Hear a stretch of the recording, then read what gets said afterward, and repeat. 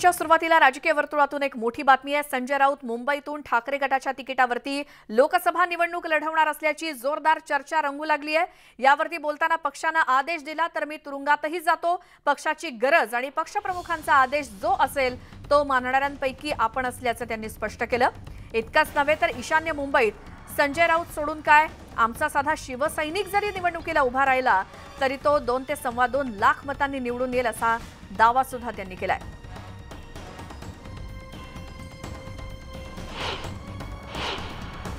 पक्षाने आदेश दिला तर मी तुरुंगातही जातो। त्याच्यामुळे आज वृत्तपत्रात काही बातम्या आल्या आहेत, त्यांचा मला प्रश्न होता की तुम्ही निवडणूक लढणार का? पक्षाने आदेश दिला तर मी काही करू, पण ईशान्य मुंबईमध्ये संजय राऊत सोडून द्या, आमचा साधा शिवसैनिक जरी उभा राहिला या निवडणुकीला तरी तो किमान 2 ते 2.25 लाख मतांनी विजयी होईल। मी त्यांना आमंत्रण देईन की तुम्ही मुंबई कशाला, तुम्ही रत्नागिरी सिंधुदुर्ग लढवा आमच्या मैदानात या, आणि मग तुमचं डिपॉझिट किती जप्त होतं आणि संजय राजाराम राऊतची काय इज्जत आहे हे पूर्ण महाराष्ट्राला कळेल। म्हणून हिम्मत असेल तर मुंबई कशाला, रत्नागिरी सिंधुदुर्गची सीट तशी पण तुमचाच विनायक राऊत खासदार आहे, तर विनायक जाऊन संजयला येऊन दे आणि मग एका राऊतचा आम्ही कायमस्वरूपी त्याला गाडणारच होतो, तर ह्या राऊतला पण गाडून टाकू।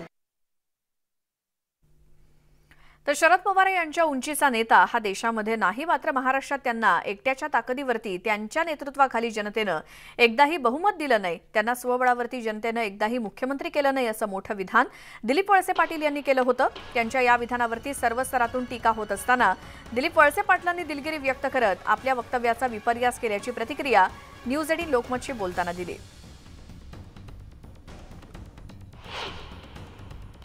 पवार साहेबांच्या इतका उंचीचा नेता देशामध्ये नाही असं आपण म्हणतो, पण दुसऱ्या बाजूला पवार साहेबांच्या एकट्याच्या ताकदीवर किंवा नेतृत्वाखाली या महाराष्ट्रातल्या जनतेने एकदाही पवार साहेबांना बहुमत दिलं नाही, एकदाही त्यांना स्वतःच्या ताकदीवर मुख्यमंत्री केलं नाही। काल मी पक्षाच्या मेळाव्यामध्ये बोलत असताना सुरुवातीला मी जर माझी ती सगळी क्लिप जर पाहिली तर कुठेही मी पवार साहेबांच्यावर किंवा टीका केलेली नाही किंवा त्यांच्याबद्दल काही बोललेलं नाही। पवार साहेब हे नेहमीच माझ्या आदरस्थानी आहेत, याबद्दल मी दिलगिरी व्यक्त केलेली आहे आणि जेव्हा मला संधी मिळेल त्यावेळेला मी निश्चित आदरणीय साहेबांच्या बरोबर या विषयावर बोलेन। पुढची बातमी आहे, दररोज मासे खाल्ल्यामुळे ऐश्वर्या रॉयचे डोळे सुंदर असून तुम्ही सुद्धा दररोज मासे खाल्लेत की तुमचेही डोळे सुंदर होतील असं आदिवासी विकास मंत्री विजयकुमार गावित यांनी म्हटलं। इतकंच नाही तर यामुळे जिला पटवायचंय तिला पटवून घ्याल असं वादग्रस्त विधान त्यांनी केलं। धुळे जिल्ह्यातील अंतुर्ले येथे आदिवासी मच्छीमार बांधवांना मासेमारीचं साहित्य वाटप कार्यक्रमादरम्यान त्यांनी केलेलं हे वक्तव्य।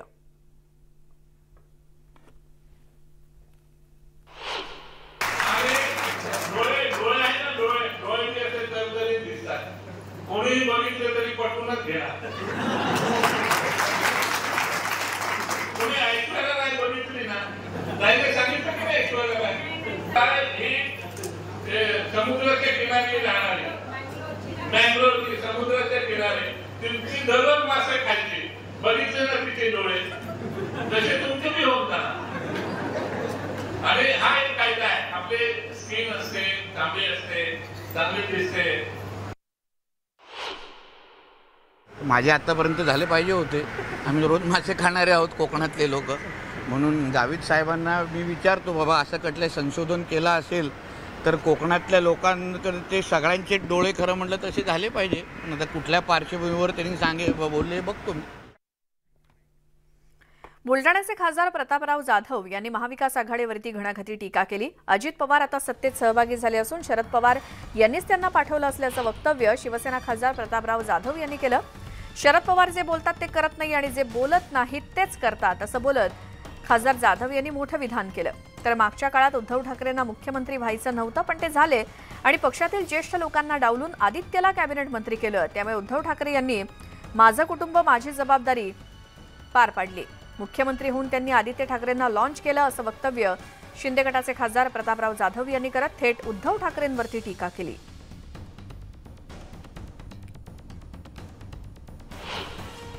मागच्या वेळेसही असं झालं, अजितदादांनी ज्यावेळेस सकाळचा शपथविधी केला होता त्यावेळेस शरद पवार साहेबांनी त्याला विरोध दाखवला आणि नंतर ज्यावेळेस ते एक्सपोज करत असताना त्यांनी सांगितलं की राष्ट्रपती राजवट उठवण्यासाठी मीच अजितला त्या ठिकाणी सकाळी शपथविधीसाठी पाठवलं होतं। अजितदादासुद्धा त्यांच्या भाषणातून त्यावेळेस म्हणाले होते की मला नेहमी करता व्हिलन ठरवण्याचं काम पक्षाकडून त्या ठिकाणी केलं जातं, पण आता याही वेळेस निश्चित तशीच भूमिका शरद पवार घेतील असं सगळ्यांना त्या ठिकाणी वाटलं। त्यांनी मुख्यमंत्री होऊ नये, व्हायला नको होतं, ते मुख्यमंत्री झालेत आणि स्वतः मुख्यमंत्री झाल्यानंतर पक्षातल्या अनेक ज्येष्ठ लोकांना डावलत केवळ स्वतःच्या मुलाला कॅबिनेट मंत्रीपद देऊन त्याला त्या ठिकाणी राजकारणामध्ये पुढे आणण्याचं काम त्यांनी केलं आणि त्यांनी नंतर जी कोरोनाच्या काळामध्ये एक घोषणा दिली होती की माझे कुटुंब माझी जबाबदारी, आणि म्हणून आदित्य ठाकरेला लॉन्चिंग करत असताना ते त्यांची कौटुंबिक जबाबदारी शिवसैनिकाच्या जीवावर अतिशय प्रामाणिकपणानं पार पडत आहे। आता बातमी सांगली जिल्ह्यातून आहे। पाणी प्रश्नावरून सांगलीच्या जत तालुक्यातील वंचित गावं आता थेट कर्नाटकमध्ये सामील होण्यासाठी कर्नाटक सरकारला साकडं घालणार आहेत। उमदी येथील महाराष्ट्र आणि कर्नाटक सीमेवरती जाऊन 85 गावांना कर्नाटक राज्यामध्ये सामील करून घेण्यासाठी दंडवत घातला जाणार आहे। यानंतर राज्य सरकारच्या विरोधात विजापूर गुहागर मार्गावरती 25 ऑगस्ट रोजी रास्ता रोको आंदोलन देखील केलं जाणार आहे। पाणी संघर्ष समितीचे अध्यक्ष सुनील पोद्दार यांनी तशी माहिती जाहीर केली आहे। जत तालुका पाणी संघर्ष समितीच्या वतीनं येत्या शुक्रवारी 25 ऑगस्टला कर्नाटक व महाराष्ट्र सीमेवर कर्नाटकात समावेश करा म्हणून आम्ही शेकडो कार्यकर्त्याकडून दंडवत घालणार आहोत, जेणेकरून महाराष्ट्र सरकारनं केवळ फसवेगिरीचं काम सुरू केलेलं आहे। मात्र 981 कोटी रुपयाचे टेंडर काढून 8 महिने झाले तरी सुद्धा अजून कामाला सुरुवात केली नाही। राज्यामध्ये परीक्षेत सुरू असलेला गोंधळ काही थांबण्याची चिन्ह दिसत नाहीयेत। आज तर तलाठी परीक्षेमध्ये तांत्रिक अडचणीमुळे गोंधळ उडाला। यामुळे सकाळी 9 वाजताचा पेपर तब्बल 1.5 तास उशिराने सुरू झाला। 9 वाजताचा पेपर सकाळी 10:30 वाजता सुरू झाला। पेपर दरम्यान तांत्रिक अडचण निर्माण झाल्यानं गोंधळ उडाला होता।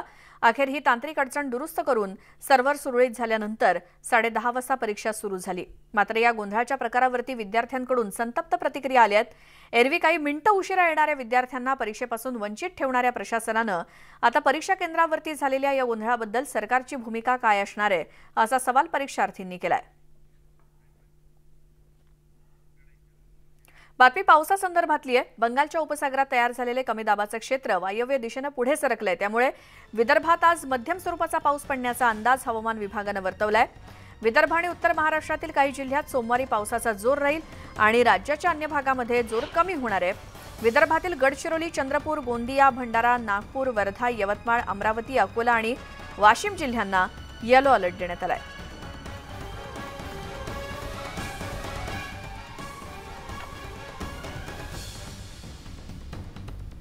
श्रावणातील ऐन सणासुदीमध्ये डाळींच्या दरामध्ये भरमसाठ वाढ झाली आहे। घाऊक बाजारात तुरडाईचे दर 115 ते 140 रुपये किलो झाले असल्यामुळे किरकोळ बाजारामध्ये तुरडाळ 140 ते 160 रुपये किलोवरती गेली आहे। ते येत्या काही दिवसात हे भाव 200 रुपयांवरती जाण्याची शक्यता व्यापाऱ्यांनी वर्तवली असल्यामुळे गृहिणींचं बजेट कोलमडलंय। त्यामुळे ऐन सणासुदीच्या काळात डाळीलाच महागाईचा तडका बसल्यामुळे वरणातून तुरडाळ गायब होऊ शकते।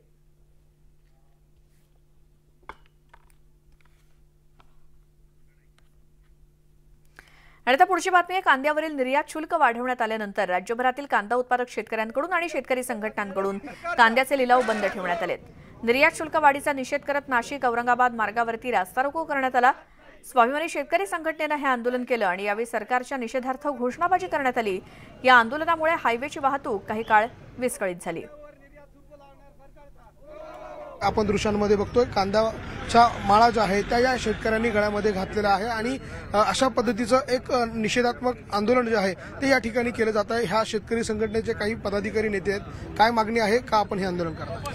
ही मागणी अशी आहे का कांद्यावर जे 40% निर्यात शुल्क वाढवलेले शासनाने ते त्वरित कमी करण्यात यावे, हटवण्यात, म्हणजे केवळ शेतकऱ्याला 2 रुपये त्याच्यातून मिळतील आणि चालू स्थिती अशी आहे का कुठलंही पीक शेतकऱ्याच्या हातात येणार नाही, जे शिल्लक पीक आहे तेवढंच हातात या शेतकऱ्याच्या. पाऊस नसल्यामुळं कुठलंही पीक रब्बीचं शेतकऱ्याला कुठलंच पीक पैसे देणार नाही, शेतकरी त्याच्यावर शासन त्याच्यावर शेतकऱ्याला कुठलीही मदत करणार नाही. तर हे ते बी शासनाने हिरावून घ्यायचं चालू केलंय. काय आपल्या मागण्या आहे या सगळ्या? कुठंतरी शेतकऱ्यांना 2 रुपये या महिन्यात मिळत होते कांदा उत्पादकांना, ते मिळत असताना पूर्ण महाराष्ट्रामध्ये दुष्काळाची एक छाया आहे. तंबाटा उत्पादकांना 2 रुपये मिळत होते, परंतु केंद्र सरकारने तंबाटा आणि कांदा हे जीवनावश्यक मध्ये घालून कांद्यावरील निर्यात शुल्क हे 40% वाढवलं. याचा संपूर्ण महाराष्ट्रात नाशिक जिल्ह्यामधून शेतकऱ्यांच्या तीव्र प्रतिक्रिया येत आहे. पुढील काळामध्ये केंद्र सरकारने हे निर्यात शुल्क जर कमी नाही केलं तर स्वाभिमानी शेतकरी संघटना तसेच नाशिक जिल्ह्यातले संपूर्ण शेतकरी या शासनाच्या विरोधात तीव्र आंदोलन केल्याशिवाय राहणार नाही. शेतकरी संघटनेचा लासलगाव बाजार समितीच्या आवारामध्ये हे आंदोलन जे आहे या ठिकाणी केलं जात आहे. नाशिक औरंगाबाद महामार्ग जो आहे तो या सगळ्या आंदोलनकर्त्यांनी रोखून धरलेला आहे आणि अशा पद्धतीने महामार्गावरती वाहतूक जाम जी आहे ती देखील झाल्याचं आपल्याला पाहायला मिळतं. नाशिकच्या लासलगाव परिसरामधले हे दृश्य आहे. खरं तर कांद्यावरील निर्यात शुल्क जो आहे तो 40% वाढवण्यात आलेला आहे आणि याचा थेट परिणाम जो आहे तो शेतकऱ्यांच्या बाजारभावावर, बाजार मूल्यावर होतोय आणि याच्याच विरोधामध्ये अशा पद्धतीचं आंदोलन जे आहे ते नाशिकमध्ये करण्यात आलंय. त्यामुळे आता कांद्याच्या प्रश्नांवरून शेतकरी संघटना ज्या आहे त्या आक्रमक होताना आपल्याला पाहायला मिळत आहे. व्हिडिओ जर्नलिस्ट हेमंत बागुलसह लक्ष्मण घाटोळ, न्यूज 18 लोकमत, नाशिक. तर कांद्याच्या निर्यातीवरती केंद्र सरकारनं 40% निर्यात शुल्क आकारण्याचा निर्णय घेतला आणि याचे तीव्र पडसाद जळगावातील शेतकरी वर्गातून उमटतायत. अवकाळी पाऊस आणि जास्त पर्जन्यमान यामुळे कांदा खराब झालाय. त्यातच आता निर्यात शुल्क लागू केल्यामुळे भाव गडगडण्याची शक्यता आहे. शुल्कवाढीचा निर्णय शेतीला मारक ठरणार असल्याचं शेतकरी म्हणतायत. तर सोलापुरातील शेतकऱ्यांनी हा निर्णय अन्यायकारक असून तो तातडीनं मागे घ्यावा अशी मागणी केली आहे. दर मिळत असल्यामुळे शेतकरी आता संकटातून बाहेर येत होता, मात्र आता या निर्णयामुळे तो पुन्हा आर्थिक संकटात सापडणार असल्याचं शेतकऱ्यांचं म्हणणं आहे. सोलापूर कृषी उत्पन्न बाजार समितीतील कांद्याचे लिलाव उधळण्याचा इशारा शेतकरी संघटनांनी दिलाय.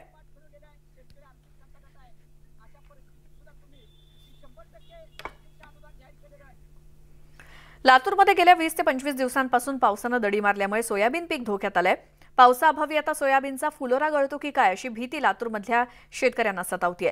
लातूर जिल्ह्यामध्ये ऑगस्ट महिन्यात पावसानं दडी मारल्यामुळे मूग आणि उडीद पिकं धोक्यात आली आहेत, तर पाण्याअभावी मुगाच्या शेंगांची वाढ खुंटली आहे. त्यामुळे शेतकरी मोठ्या पावसाच्या प्रतीक्षेत आहेत.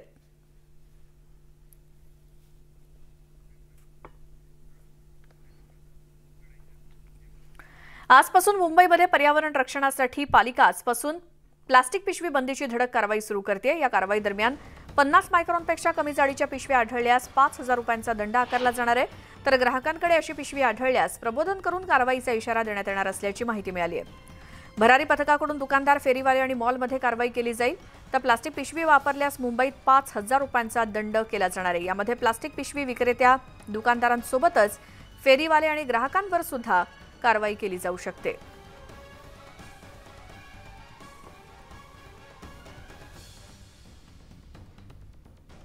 नागपूरमध्ये सना खान हत्या प्रकरणामध्ये नवी माहिती समोर आली आहे. आरोपी अमित साहू सेक्स्टॉर्शन रॅकेट चालवायचा आणि महिलेच्या माध्यमातून प्रेमाच्या जाळ्यात अडकवायचा.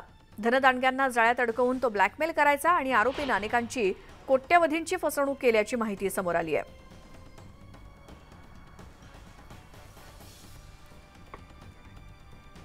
महाराष्ट्र अनलिमिटेडमध्ये एक छोटासा ब्रेक घेऊन लगेच परत येऊयात इतर घडामोडी पाहण्यासाठी. तुम्ही पाहत राहा न्यूज 18 लोकमत.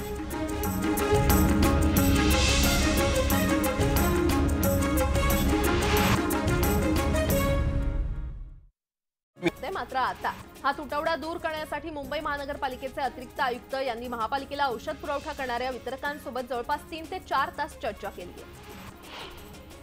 म्हाडाच्या मुंबई मंडळाच्या 4082 घरांच्या सोडतीतील विजेत्यांना मंडळाकडून प्रथम सूचनापत्र ऑनलाईन पाठवण्यात आलेलं आहे. तर सर्व विजेत्यांना ऑनलाईन स्वीकृती पत्र देखील पाठवण्यात आलेलं आहे आणि त्यानुसार विजेत्यांना स्वीकृती पत्र सादर करण्यासाठी 27 ऑगस्ट पर्यंतची मुदत देण्यात आलेली आहे आणि ही प्रक्रिया पूर्ण झाल्यानंतर अर्थात 29 किंवा 30 ऑगस्टला विजेत्यांना तात्पुरतं देकार पत्र पाठवण्यात येणार आहे.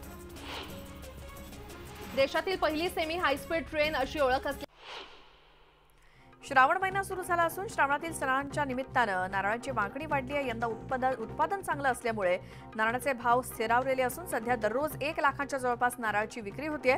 किरकोळ बाजारात नारळाची किंमत 30 रुपये आहे। मात्र येत्या काही काळात नारळाच्या दरात वाढ होण्याचा अंदाज आहे। नाशिकच्या जानोरी परिसरातील कस्टम कार्यालयाबाहेर अनेक कांदा कंटेनर अडकलेत। केंद्र सरकारनं कांदा निर्यात दर लागू केल्यामुळे कंटेनर कस्टम कार्यालयाच्या बाहेर आणण्यात आलेत। कागदपत्र दुरुस्ती आणि तांत्रिक कारणामुळे 18 ते 20 कंटेनर अडकल्याची माहिती मिळते। गणेशोत्सव जवळ आला असून मूर्तिकारांनी मूर्तीवरती आपला शेवटचा हात फिरवायला सुरुवात केली आहे। यावर्षी मूर्ती बनवण्याच्या कच्च्या मालाच्या किमती वाढल्यामुळे मूर्तीच्या किमतीत देखील जवळपास 25% वाढ झाली आहे। आता मूर्तीवरती रंगरंगोटीचा शेवटचा हात फिरवला जात असून गणेश भक्तांना आता गणरायाच्या आगमनाची उत्सुकता लागली आहे। समृद्धी महामार्गावरती आता कुणी रील्स काढले तर त्यांना थेट तुरुंगाचा रस्ता धरावा लागणार आहे। महामार्गावरती रील्स अथवा फोटो काढताना आढळल्यास 500 रुपयांच्या दंडासोबत 1 महिन्याच्या कारावासाचा इशारा महामार्ग वाहतूक पोलिसांकडून देण्यात आलाय। समृद्धी महामार्गावरील वाढत्या अपघातामुळे आरटीओनं हा निर्णय घेतलाय। तलाठी भरती परीक्षेमध्ये तांत्रिक अडचणीमुळे मोठा गोंधळ निर्माण झालाय। 9 वाजता परीक्षेची वेळ असून सर्व्हर डाऊन असल्यामुळे विद्यार्थी परीक्षा केंद्राबाहेरच होते, त्यामुळे परीक्षार्थींकडून संताप व्यक्त केला जातोय। तर विद्यार्थ्यांना वेळ वाढवून दिली जाणार असल्याची माहिती प्रशासनानं दिली आहे। अमरावती जिल्ह्यात तलाठी पदाच्या परीक्षेत सावळा गोंधळ पाहायला मिळतोय। 9 वाजता सुरू होणारी परीक्षा सर्व्हर डाऊनमुळे सुरू झालीच नाही। नियोजनाच्या अभावामुळे हा गोंधळ निर्माण झाल्याचा आरोप परीक्षार्थींनी केला। वर्धा जिल्ह्याच्या बोर प्रकल्पाचे 7 दरवाजे 30 सेंटीमीटरनं उघडण्यात आले। बोर प्रकल्पात पाण्याची आवक वाढल्यानं प्रकल्पाचे दरवाजे उघडले गेले, त्यामुळे नदीकाठच्या गावांना सतर्कतेचा इशारा देण्यात आलाय। भंडारा जिल्ह्याच्या पचारा गावामध्ये पनीर तयार करण्याचा कारखाना असून या कारखान्यातून निघणाऱ्या दूषित पाण्यामुळे परिसरातील जवळपास 5 एकरावरील पिकांचं नुकसान झालंय। कारखान्यात फिल्टर प्लांट नसल्यामुळे प्रक्रिया न करताच हे पाणी शेतात सोडलं जातं। वारंवार तक्रार करूनही याकडे दुर्लक्ष झाल्यानं शेतकऱ्यांनी संताप व्यक्त केलाय। वाशिमच्या रिसोड शहरातील अंतर्गत रस्त्यांवरती खड्डे पडल्यामुळे अपघाताच्या घटनांमध्ये वाढ झाली आहे। रस्त्यावरील खड्ड्यांमध्ये पाणी साचल्यामुळे परिसरात चिखलाचं साम्राज्य आहे, त्यामुळे आता रस्त्याची दुरुस्ती करण्याची मागणी नागरिक करतायत। देश आणि राज्याच्या विकासात शरद पवारांचं मोठं योगदान असताना जनतेनं पवारांच्या मागे मोठी शक्ती उभी केली नसल्याचं वक्तव्य दिलीप वळसे पाटलांनी केलं होतं। या वक्तव्यावरती आता वळसे पाटलांनी दिलगिरी व्यक्त केली आहे। माझ्या वक्तव्यानं कुणाच्या भावना दुखावल्या गेल्या असतील तर दिलगिरी व्यक्त करतो, असं वळसे पाटील न्यूज 18 लोकमतशी बोलताना म्हणाले। अंबरनाथमधील 963 वर्ष प्राचीन शिवमंदिरात श्रावणी सोमवार निमित्तानं भाविकांनी मोठी गर्दी केली आहे। श्रावणात इथे येणारी भाविकांची गर्दी होणारी लक्षात घेऊन मंदिर परिसरात मोठा पोलीस बंदोबस्त ठेवण्यात आलाय। बुलडाण्याच्या तालुक्यातील सुटाळा येथील महादेव मंदिरात भाविकांनी अलोट गर्दी केली।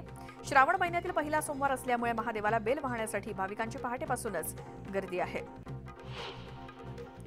जळगाव जिल्ह्यातील धरणगावमध्ये कावड यात्रा काढण्यात आली। या कावड यात्रेत पालकमंत्री गुलाबराव पाटील सुद्धा उपस्थित होते। गुलाबराव पाटील यांनी डमरू आणि झांज वाजवत सगळ्यांचं लक्ष वेधलं।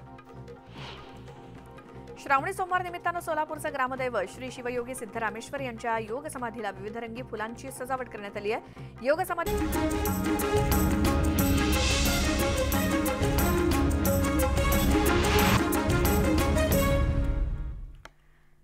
ब्रेकनंतर स्वागत। आणि आज श्रावण महिन्यातला पहिला सोमवार आहे, त्यामुळे भाविकांनी राज्यभरातील शिवमंदिरांमध्ये पहाटेपासूनच गर्दी केली आहे। महादेवाच्या दर्शनासाठी भाविकांमध्ये उत्साह आहे।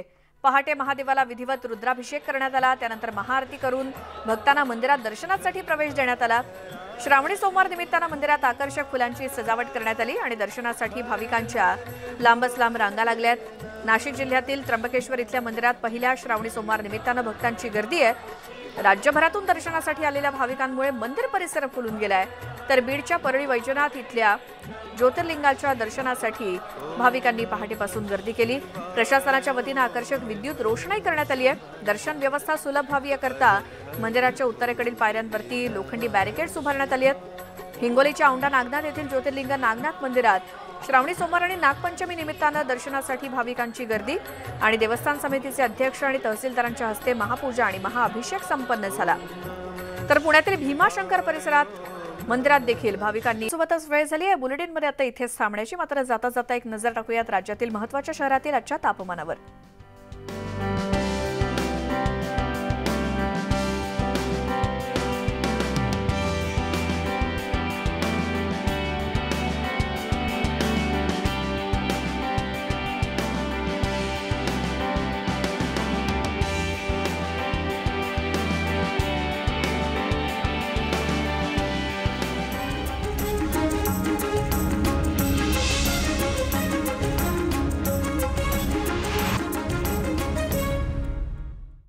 असल्याचं प्रतीक